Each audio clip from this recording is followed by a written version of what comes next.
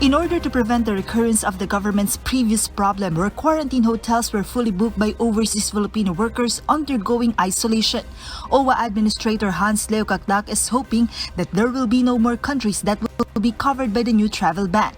Based on the latest resolution released by the agency task force, the travel ban covers 20 countries that have existing cases of the new variant of COVID-19. Admin Kakdak says that if the travel ban will be expanded, it might congest our quarantine hotels. Pinagdarasal talaga natin na kailangan bantayan talaga yung listahan na yun kasi once pumasok dyan yung malalaking bansa kung saan nandun ang mga OWWs natin, yun na. So we're hoping and praying.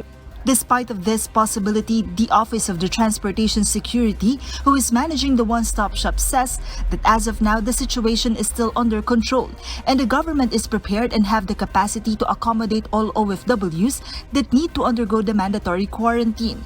OTS Administrator Undersecretary Raul Del Rosario says that in anticipation of those additional arrivals of OFWs that are required to undergo with a 14-day quarantine, the Department of Transportation, along with the Civil Aviation Authority of the Philippines, decided to limit the arrivals in Ninoy Aquino International Airport.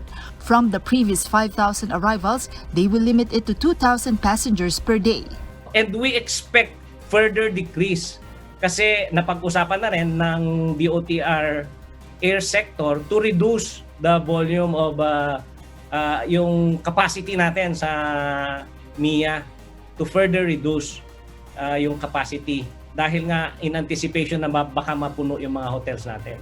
Meanwhile, the Bureau of Immigration assures that even though OFWs are exempted from the travel ban, all of their immigration officers are doing strict screening to make sure that people who are entering the country are those that are only allowed by the government. Dadaan pa rin po sila ng swabbing. Pagdating po nun, dadaan po sila ng immigration. If we see po that they are coming from the countries that are included in the most recent travel restrictions, we refer them po to the one-stop shop para po sa implementation ng 14-day quarantine. With the strict implementation of the 14-day quarantine period, some OFWs are complaining over that long period that they have to stay in the quarantine hotels, while some opted to cancel the trip going back to the Philippines so as to avoid spending 2 weeks under isolation. Sana na lang po, 3 days na lang. Kasi nakakainip yung mag-stay din para kang bilanggo. Yun nga, 2 weeks pa.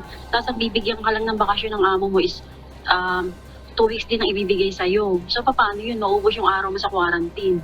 So, yun na lang. Hindi ka na lang muna talaga uuwi. Joanano, UNTV News and Rescue. We serve the people, we give glory to God.